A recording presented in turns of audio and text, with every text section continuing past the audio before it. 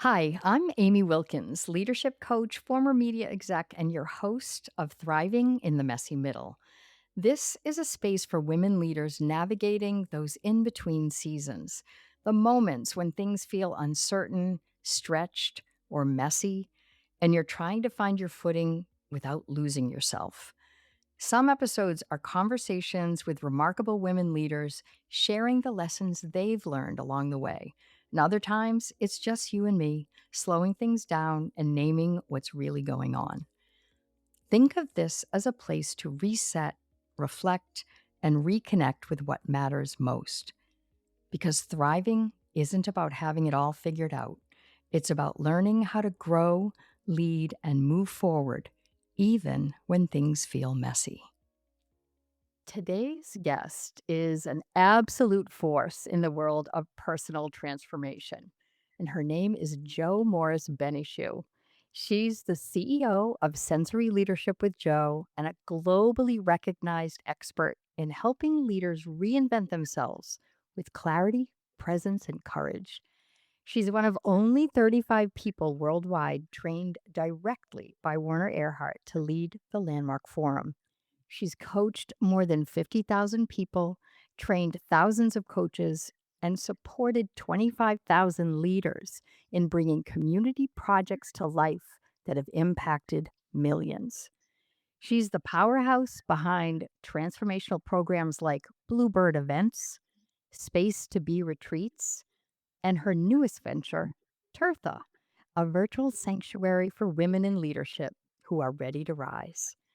Now, with more than 3 decades of experience across media, publishing, and social impact, including speaking at the UN, Joh brings unmatched wisdom, creativity, and heart centered leadership to every conversation. And this one will be no different. I'm so happy to have you here today, Joh. Oh my gosh, Amy, there's the way that you introduced me that I was in the presence of who I am. And it's not very often you hear yourself being introduced and wow, that's me. It is you. Yeah, it's thank you for really creating it. That I was in the presence of what you're creating. Oh boy, I love Yeah, that. Yeah. yeah. And I think it's so important for us women to recognize the power and talent of who we are. So thank you for doing that so You great. are so welcome. So I want to ask you, what did I forget to say? Oh my gosh, she told you all the good stuff. And if Oh, for there's some more. reason you know that path is a little rocky and it's not in a straight line. And I know we're going to touch on the messy moments and the middle bits that we get into, but just to include the leader that obviously you can hear that I'm originally from England. I moved to New York when I was 29 when I was working for a publishing company and I never left. And this is where I found a Frenchman and married my husband Pascal. He's French and an artist. And we live in Florida with our two dogs. So I'm happy Yeah. to say I have a beautiful life out of being here and living here in America. You do, and we're so happy you're here. Oh, you already started to share some of the things that we discover in the messy middle, but I would love, and I always love to start here and have you share a messy moment that was potentially pivotal for you, that and share anything that you got from that. Yeah, it's so good because I've had so many. And I think once we embrace that that's part of the leadership growth, then we can start to expect it. There's got to be messy in the middle. But to your point of one of the most pivotal, I don't often share this. Most people meet you when you've succeeded. They don't see you before the success. Yeah. And 17 years ago, I'm going to go back to, I was working as a market director, the VP of marketing for Euro Money PLC of all places. And they were downsizing. And they said, Joe, we're sorry, but your role's gone. And with it, your visa to live and work in the country. So now this is before I have a green card and all of that. So every visa was dependent to the company that I was working with. And I know I didn't just have one visa, I had I think 4 or 5. So I'm very good at finding them. but there was nothing planned. Mm. And not only was there nothing planned, I was living in New York City, so all my money went on eating out. Was no kind of like, "Woo, let's have a bit of a backup plan here on that either." So I lost Yeah. my job, I lost my visa, and I didn't have the backup money to support myself in that transition. And then to make it worse, Amy, I broke my arm. Oh, okay. Wow. It was it was beyond. And everyone said to me, "Go home to the UK. Just why don't you go back to the UK? Your family's there, you can get a job there." But there was something here that just kept pulling me to stay here. And it was such a gut intuitive, no, I can't go yet. I've got to stay here. And my friend at the time gave me her tiny studio in Crown Heights, which, if you know Brooklyn or New York, not anything against Brooklyn or New York, but where I was the road that had the most shootings on it in New York. So Mm. to say it was a little scary. So there I am with my broken arm, not making money, looking for a job, looking for a visa, and in this whole new environment. And how I made money, everyone, and this is the most, I think this is the most messiest of all middle. I was on Craigslist researching jobs to be a cleaner with one arm. Oh, wow. Okay. Wow. And nobody can know this story, but you do now. I don't know if anyone listening. I definitely didn't hear this one. No, I Right. know. That's what I was like. Yeah. But the point is, there was something I just knew, which is what I think is so important as women who lead, is to trust that instinct that's like, nope, something's here. I just know it. I'm going to stay here. And then in the next couple of months, John Rubenstein, who runs Authentic Talent Management, he took a shot on me. He hired me to launch a new division. I got a new visa. I met my husband the following year. Wow. And I became a program leader for Landmark Worldwide all the next year, like boom, boom, boom, boom. And my whole life changed forever in that Wow. transition. Yeah. Yeah. So it's interesting. And I'm curious if some of this isn't where you develop this sensory leadership Yeah. because that was you paying attention to your intuition. You're never connected it all the way back to there, Amy, but you're so right. And it was to the point of you my phone bill, I was AT&T. I had no money to pay my phone bill, but I knew my phone bill was my lifeline. And I Mhm. became best friends with the customer service of my account and the HQ. And I called her every day. You've gotta keep this silent. You got but Don't turn my phone off. no, Okay. but it isn't like sensory leadership, like this internal. See, sensory leadership is not just about the internal, like trusting your gut. Yeah. It's having like trust in your gut, how to have power and relationships to perform with what you need around you. And I can really see that I was a woman on a mission. I just didn't know what the mission was. Yep. I didn't know what was around the corner. Yeah. But you're right. I now use the tools that I develop other women in to create literally from anything a way Yeah. forward for them to create what they want to create. I heard you share earlier, which I think is so important for everyone to get, which is messy doesn't come once. How does that shift or evolve when it comes again? Because it will if you're a mover. If you're stretching yourself and you're in life and life demands an aspect of you haven't cultivated yet. Like Mhm. you're new to being married, if we just get something super simple, right? So if you're Yeah. new to being married, everyone gets you to the church on time. No one tells you how to stay married. Yeah. So when you shift into these new situations that is, okay, I haven't been here before. How do I make this work? In the discovering of such, the elements of you that were before then are not going to fly. So that charming, seductive, oh, you have to marry me, oh Frenchman. It's not going to fly now we're married. It's going to be like, all right, Yeah. ladies, Yeah. how what are you doing for me today? Like there's a different partnership, there's a different creation. Yeah. And Yeah. I think for all of us, especially if you're into transformation and you're into evolution or if you're into recreation or just developing yourself, then it's not you how I can put this, that you have the full range of being available. Yeah. You do. You just haven't accessed the full range. So how do you open up new aspects of yourself? And when you do, it's going to be messy because you don't know how to be that way yet. It's unfamiliar. It's so not you. Yeah. It doesn't Yeah. sit right yet. It doesn't sit right to be bossy. It doesn't sit right to lead a team. It doesn't sit right to demand something because that's what you demand. Like those ways, or it doesn't sit right that you've got to be accountable to something that you have no idea yet what you're being accountable for. Like it's all new territory. And I think that is the source of the messiness.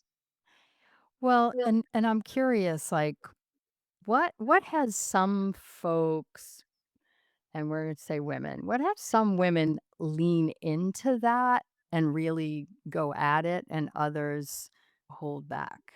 Yeah. The first, how am I going to put this? Women only take themselves on when they realize that they are of value. A lot of women do not value who they are. So why would I develop myself if I don't value myself? Why would how would I challenge myself if I don't value what I bring to a situation, to a company, to a role?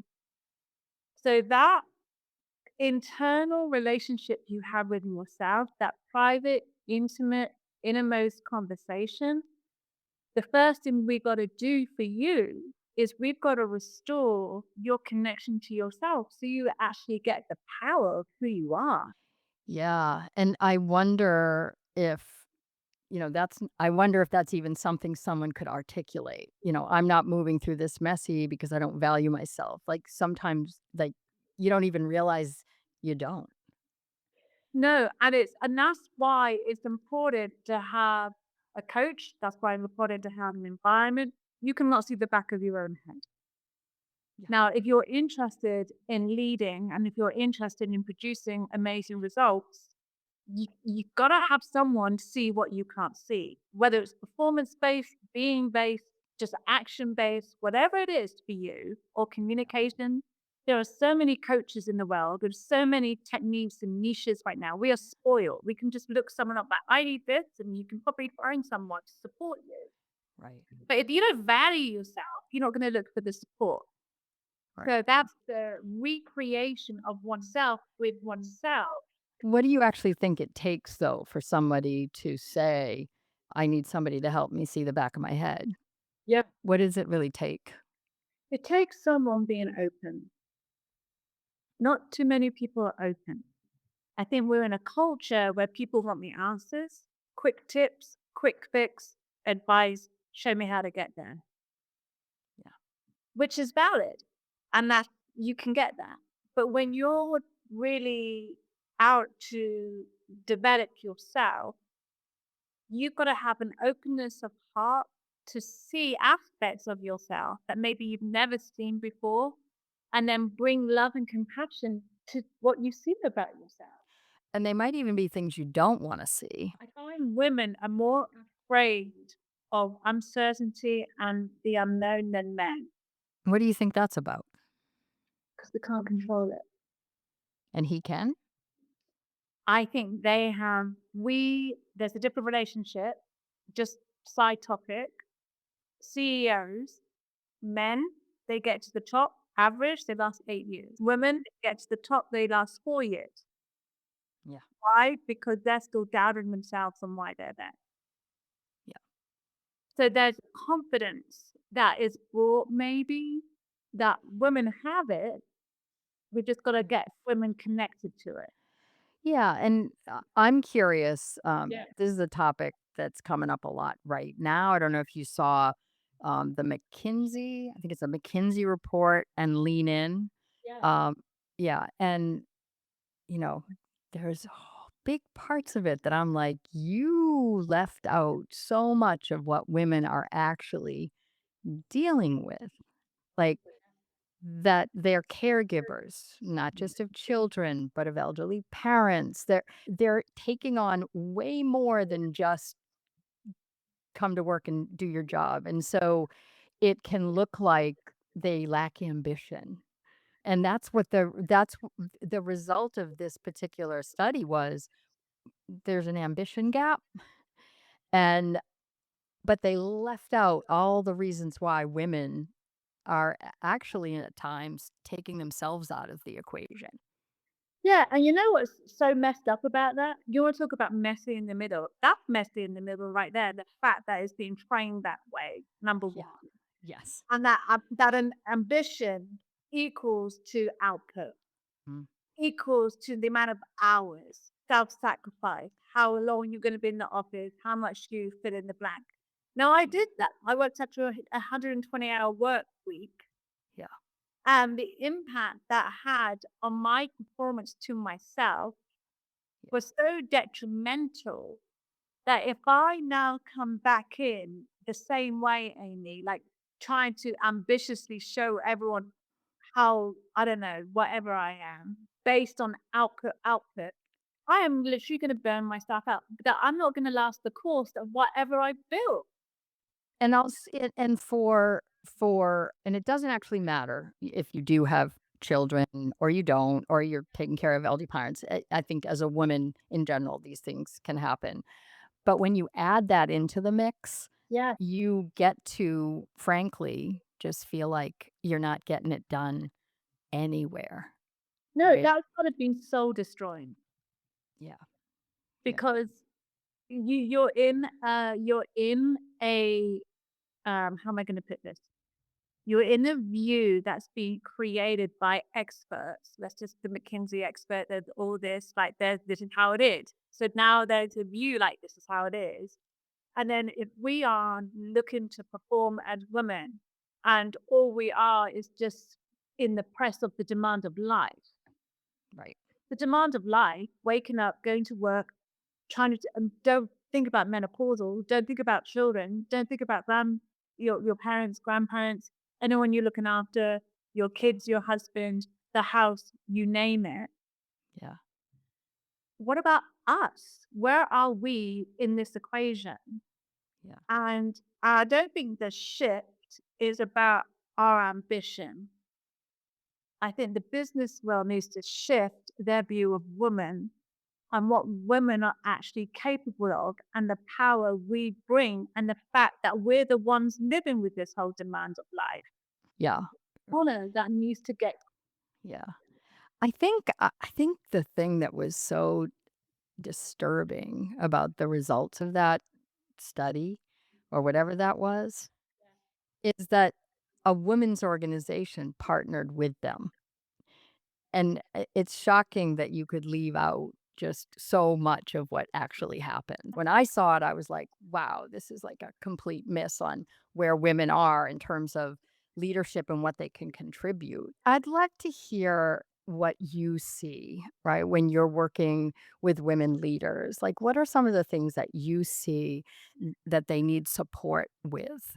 I had a client, and she still is, but she hired me because she works for this very large construction company. I'm not going to tell you the name of them just to keep it confidential, but one of the largest construction companies in the US. She worked there as a project manager for 18 years. So she has done everything again and again and again and again and again and again and again and again to prove she's capable of being partner. Mm, And she goes, "Can I be partner?" They say, "Do this." She does it. "Can I be partner?" She says, "Does do this." She does it. On top of that, her office is in New York. She lives in Pennsylvania, and so she gets up at 4:30 to get a 2-hour bus into work and back every day.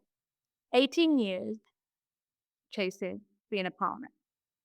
She was stuck to a point that she didn't know what to do, and she was about to quit. And her husband knows me really well and says, "I want you to work with my wife. Will you speak to her?" And when she spoke to me, she had a problem investing the money in herself to get coaching from me. The husband had to say, "We're paying for this," because she could not yet see the value of developing herself. Yeah. Just giving you this whole Yeah. picture, right? Yeah. So what we started to bump up against was not them.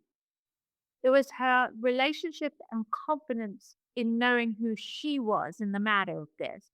So I said to her, I said, "Look, if you really want to be partner and really show them who you are, you got to be willing to walk, because the fact that you're putting up with it shows that you're not ready for a leadership position, Mm. because you're going to keep doing something to prove that you're capable versus be a partner." So we had to do that shift until she got freed up to say, "Okay, I'm going to go to them. And if I'm not going to be a partner, I'm not chasing this game anymore. I'm not getting on the bus at 4:30 anymore. I'm leaving this job of 18 years where I'm giving them everything I've got, and I'm going to go do something else." I said, "Exactly. The moment you have power with yourself, you're going to have start to have power show up around you." So that was the first 2 months, right? Now, there's a lot of work in between that, making it super Sure. simple, but to the point I was literally screaming at her to wake up to what she was doing. Yeah. She got it, so she went to the all the plant lists in the board, and she just went, "Look, you guys, I'm at this point," and she created it in a very powerful way, Mhm. and in 2 months of working with me, she got promoted to partner. 9 months of working with me, she became the highest saleswoman as a partner. So once you get connected to your own power and you start to honor who you are, it's amazing what shifts around you, Yeah. not you trying to fit into something to make happen or prove that you are someone with power. No, you just got to be it and believe that's who you are. That's the shift. Yeah. Yeah. I really get that. And, one of the things that I think happens is when we are in a messy situation like that, we have a tendency to think, I'm just going to put my head down and keep doing it, right? Like, I'm going to work harder. And we do it alone without having help. And I think in this case, it's perfect, right? She finally saw that one way to interrupt how this is going is to have some help. And I think that's one of the reasons why I wanted to even do this podcast. Like, I wanted to make sure that there were these messages that could get out there that doesn't necessarily just have to mean that you hire a coach, it could be anything, right? But taking an action that has you be vulnerable and actually reaching out to someone else for support so that you're not doing it alone. And sometimes it takes, I don't know about you, Amy, but it took me a lot of courage to be an entrepreneur. It took me a lot of courage to be a leader. It always takes such deep courage to kind of step into what you're creating next. And your environment, let's talk it like this way: the environment in which you live, the environment you socially connect, the friends you have around you, the support you have from your home partner, your support that you get from your boss or your groups. You got to really look for yourself. Are they taking you forward? Is that environment taking you forward, or is it pulling you back? You're not individual. You're always in the environment, but no one really inspects the environment. So when you can start to inspect not just the environment, but your relationship to that environment, Yeah. then you start to get what sense leadership is. You start to get power from what's around you to access, to co create, to take chances, to take risks in Mhm. this whole new way, which you and I are developing yourself. Luckily, we both have incredible husbands who really believe in us, Yeah. who see that our passion is our career. Yeah. And so But without that environment, if I had a husband who was like not that way and I was at home fighting against what I wanted to do, that's another nugget that's taken me down. Absolutely. Yeah, absolutely. And I think that is some of the tension that people feel, right? Around making choices, even if they want to stay in corporate and not necessarily move into entrepreneurship or solopreneurship, is, I need this job, Yeah. right? And so there's that settling for something that is less than what they are worthy of. Yeah, it's so good. That word, I don't know how we have the time, but the word ambition. See, I created a women's sanctuary, a leadership sanctuary in honor of my mother Yeah. because it was only years later I saw what she had to sacrifice at home and what she had to do to get to the top of her career that she started at 40. By the time she retired, she was accountable for the armed forces policies on the homes, and she worked with the prime minister and queen to make sure all families has a home in the armed forces. That's great. But I didn't see that as her daughter. Yeah. And just that evolution of can we see the whole of the women, Mhm. not just parts of the women, I think is such a great vision for the future, Amy. It is. Yeah. Yeah. Yeah. And, it's part of the reason why I wanted to be part of Tertha Yeah. and to join you. But as you do know, Joe, I kind of do almost anything you do. So, Well, you're pretty hard to say no to as well, Amy. uh, So you've got that. oh, that's good. All right. I like to hear that for sure. Yeah. So, um, I would love to hear if there's anything else that you can share about what you might do when you find yourself in a mess. Is it, some kind of ritual or something that you do that supports you when that's happening? I don't you've got to recognize the familiar mess that you might find yourself in, okay? So now I know I'm in a mess when I decide I don't like people anymore. You mean that's when you realize it's about me, not them? I get that. So Yeah. that's already a cue for I'm a little bit off balance, I'm a little off kilter in some way. Yeah. Yeah. Well, another mess is thinking that I cannot do it because I have a track record. Whatever I put my mind to, I pretty much can do.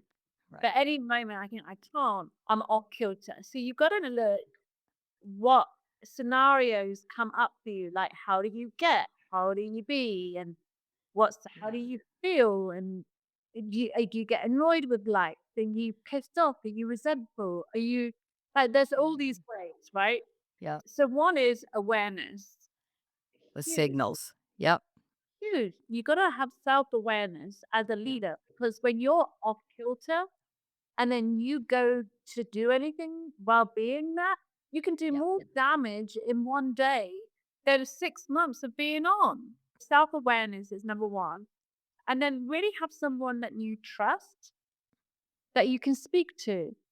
If it's a friend, your partner, an old colleague, a mentor, I don't know, your next door neighbor, someone you go have a glass of wine with. You need someone that you can talk with no concern about it going anywhere to get yourself a little bit straight and narrow. That's my Yeah. 2 cents. Any other advice that you would have for any woman that's listening who might be in it right now? Yeah, get you in it. Get that you're in it. You're in it. Start there. Yeah. You know that there's what are those called? Those Chinese things that if you pull on them and keep pulling them and you can't get out and you gotta press it in to release it. Oh, yeah. Yeah, they're Chinese finger pan. Right. So if you're in it, you gotta get you're in it. Right. Stop, turn off the computer, cancel any meeting you've got in front of you, get outside, sit in the garden, and don't do anything until you can actually hear the birds. Get yourself connected to something outside of you Yeah. immediately. Yeah, that's great. I love it. Thank you for that. Joe, thank you Yeah. so much. So I'm present to so many things whenever I'm with you. And one is that I'm excited that I'm part of what you are creating next. And from everything that you do, from the coaching that you do, from this new creation, Tertha, it's a beautiful reminder that transformation doesn't happen alone, that it happens through our presence and courage and connection. And I'm just so grateful for this conversation today. And Amy, I'm grateful for you. We've had a lot of time between us. I love you. Thank you very much for having me on the podcast. Love you too. Thank you. Thank you so much for listening today. I hope something you heard gave you a little clarity, or maybe just a sense that you're not alone in this season. The messy middle isn't something we pass through once. It shows up again and again, and each time we meet it with a bit more awareness, a bit more choice, and a lot more self trust. If this episode resonated, follow the show so you don't miss what's next. And if someone came to mind while listening, share it with them. That's how this community grows. You'll find links and resources in the show notes and more ways that we can work together at chooseaw.com. And I'll leave you with this reminder: you are the most worthwhile project you will ever work on. So until next time, keep thriving, even in the messy middle.